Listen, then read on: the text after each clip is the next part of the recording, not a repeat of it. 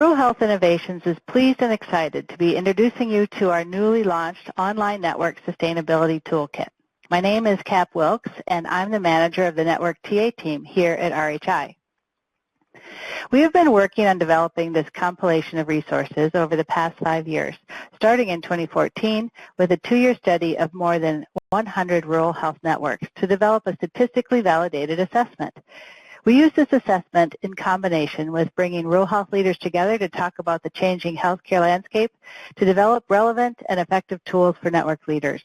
And we have found stories to share with you. We call network spotlights to showcase networks that are aiming towards sustainability. Rural Health Innovations is a subsidiary of the National Rural Health Resource Center.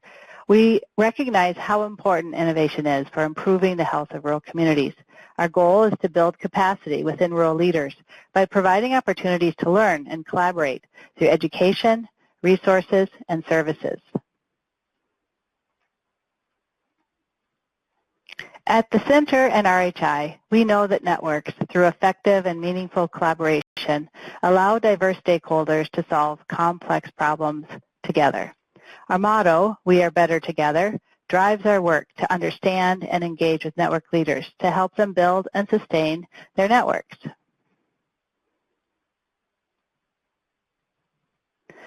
Starting in 2014, RHI partnered first with the National Cooperative of Health Networks, NCHN, because both organizations were supporting network leaders, providing various forms of technical assistance, and we knew that gaining a better understanding of network sustainability would help us provide better TA and support our visions of improving health in rural communities through robust rural health networks.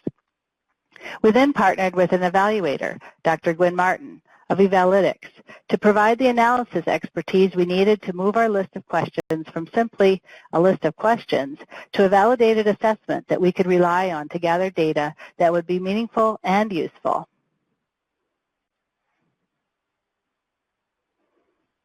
We started with agreeing on a definition of sustainability. We did some homework, and here's what we found in a literature review and synthesis of 19 empirical studies of American and Canadian health-related programs by Marianne Schreier through Robert Wood Johnson Foundation funding.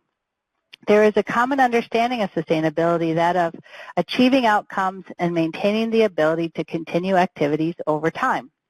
This definition has been incorporated into our work, and we continue to use it. One thing to note about this definition is that it does not include any one aspect of an organization, but instead assumes a broad definition that encapsulates the whole organization. What this means is that our definition rests on a foundational concept that sustainability is attained through a systems approach, that of always considering interactions between the many moving parts of an organization.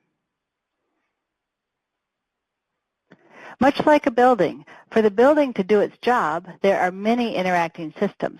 Besides the structure, there is a heating and cooling system, a system for plumbing, electricity, etc. This systems approach to sustainability fits perfectly with the tried and true Baldrige Performance Excellence Framework that teaches us that all of the systems are interacting all of the time. The strategic systems include understanding the environment you work in and thinking strategically to achieve your vision. The marketing system includes understanding the customer and identifying services that are valued by your members and customers. The operations system includes resources, processes, and infrastructure to effectively develop and deliver your services, and the financial system includes the flow of funds between the network and its members, customers, and funders, and so on. This systems approach has influenced our assessment and the design of our sustainability toolkit that I'm introducing to you today. Our online network sustainability toolkit has 3 components. An assessment that can be used for performance improvement, acting like a strength finder or a gap analysis tool. With the results of this assessment, you will be able to see where within a multitude of characteristics your network is doing well and where your network could benefit from some additional effort. Second, a compilation of solutions in the form of a resource catalog is part of our toolkit. Organized using the same framework as our assessment, we have vetted and curated a library of rural relevant and network-focused resources and organized them into groups so that you can find the resources, information, templates, articles, and guides to help you do the difficult and important work of improving your network and increasing the likelihood of sustainability. Most of our resources have been written for or by network leaders. And third, our toolkit includes a collection of stories, network spotlights, that highlight various ideas, approaches, and examples of rural health networks, your peers from across the country and spanning back several years. Let's start with the network sustainability assessment. I hope that with some background on how the assessment was developed, you will use it with confidence as a performance improvement tool. The basic idea is that the results of the assessment will provide you with indicators of areas you can focus on for improvement. The two main purposes of the original study were to develop a valid and reliable instrument, an assessment, that would help network leaders identify and focus on areas that could be improved. And secondly, to identify conceptual network characteristics that give us a common language to describe the different ways that organizations do their work to achieve their goals and continue their activities over time. Why these two purposes? Both purposes help networks move towards sustainability by giving them a method to measure progress, providing a tool for finding specific opportunities for improvement, and identifying ideas and concepts with a shared language for thinking, innovating, and implementing improvements.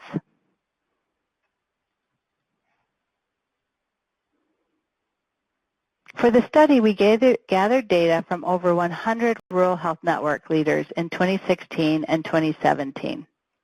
The networks that participated in the study were identified through RHI and NCHN.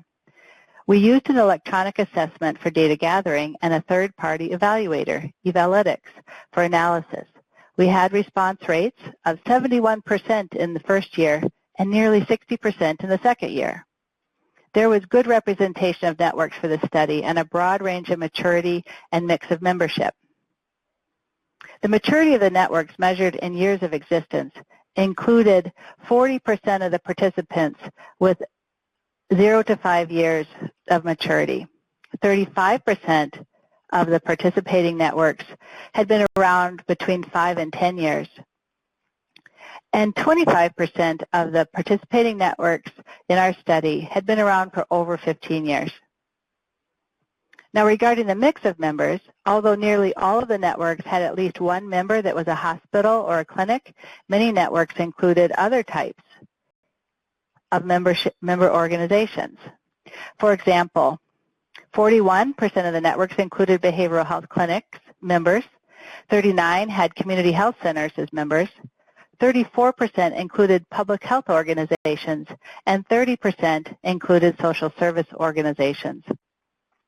And there was a myriad of other membership types included in these networks: universities and colleges, long-term care organizations, elementary and secondary schools, faith-based organizations, state departments and agencies, and emergency service organizations.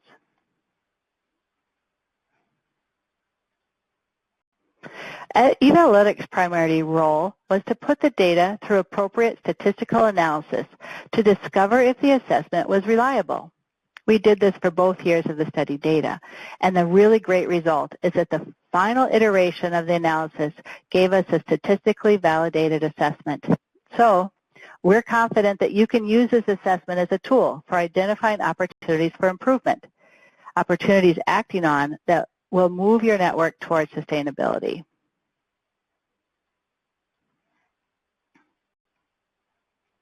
At this point, before I describe more about the assessment itself, I want to take a slight side trip to highlight the big picture of why this work of sustaining networks is so important. We held a summit of rural health network leaders in September 2017. We had 20 rural health networks from across the country that came together for 2 days to talk about the role of networks in a changing healthcare landscape. The first thing we asked them was, what are the trends and ideas that are taking place or emerging within the healthcare landscape? Network leaders identified trends such as more technology is integrated into healthcare delivery, acknowledgement of the impact of social determinants of health, new integrated care models and strategies for delivering care, workforce shortages, multidisciplinary approaches, and development of care teams, and so on.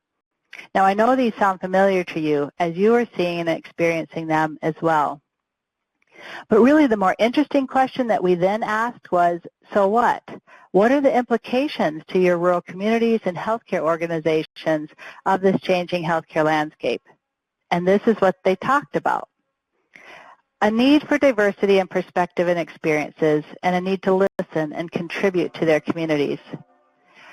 How we need to think differently about planning, where it is critical to have a shared vision and a process that is flexible. A desire to have new relationships to improve health across their whole community, being worried they will lose institutional knowledge and the importance of retaining that knowledge within the organization, needing to strengthen the leadership capacity within the community because all community organizations need to be able to participate in the solutions. The implications of a changing healthcare landscape paints a picture of the need for new approaches and new skills. I thought it would be appropriate to quote one of the original thinkers on adapting to change, Charles Darwin. He is credited with saying, "It is not the strongest or the most intelligent who will survive, but those who can best manage change." For healthcare organizations, it's time to work differently, to consider new ideas and new partners to address the serious implications of a changing healthcare landscape. It is time to work differently. This challenge is built on the driving forces of change.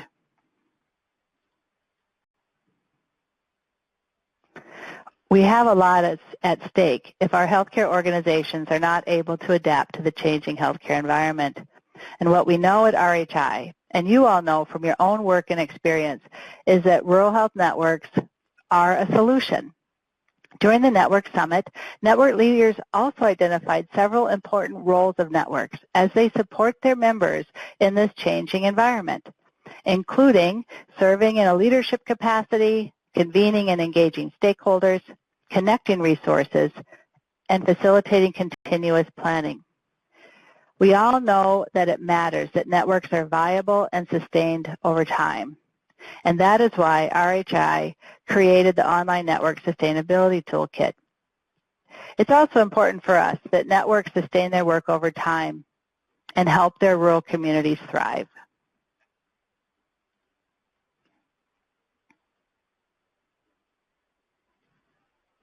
So now, back to our assessment and the characteristics of sustained networks.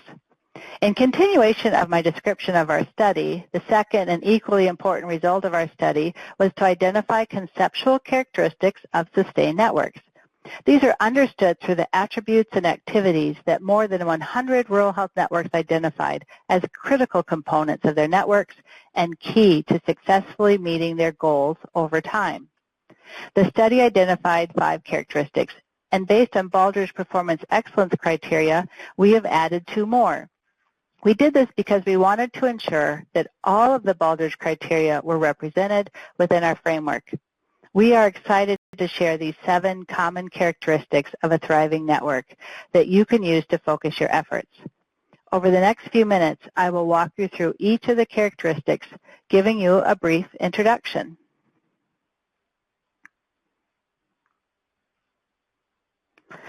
Collaborative leadership, the characteristic that includes ideas of promoting trust, transparency with information, creating opportunities for problem solving, and keeping abreast of the larger environment with the organization's future in mind. It also includes a focus on members, partners, and stakeholders relative to the network's drive to meet its mission and attain its vision.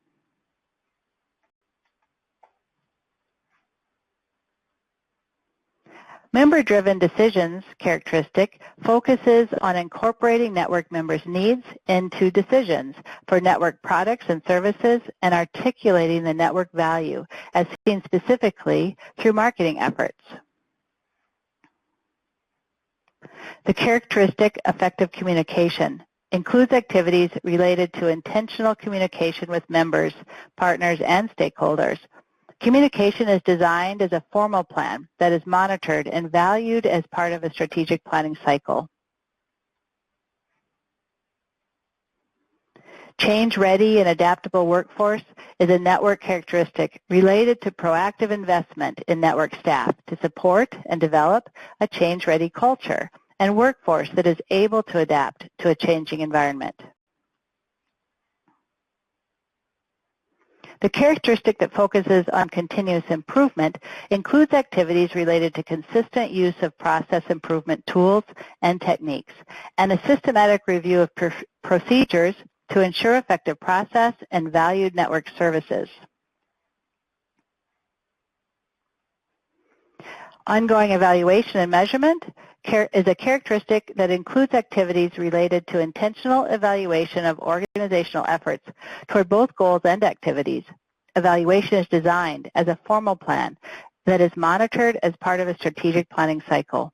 There is a specific focus on involving organizational leadership and open communication of results.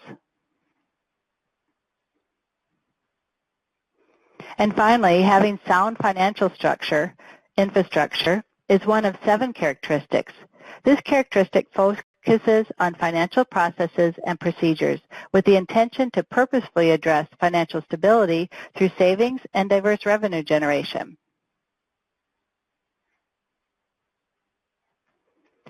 As network leaders, wanting your network to thrive, your job is to achieve your goals and outcomes and maintain the ability to do so over time. That is, understanding that sustainability is the capacity of your whole organization to be robust and resilient. It is something to aim for. Your first step is to go online and complete the online network sustainability assessment. You may want to schedule this activity as part of your annual planning work. When you complete the online assessment, you will receive your results for each of the 7 characteristics. The results of the assessment will give your network a shared language and confidence to focus and invest in your improvement efforts. At RHI, with our experience working with over 250 rural health networks across the country over the past nearly 10 years, and through our network sustainability study, we created our toolkit to help you focus on continuous improvement.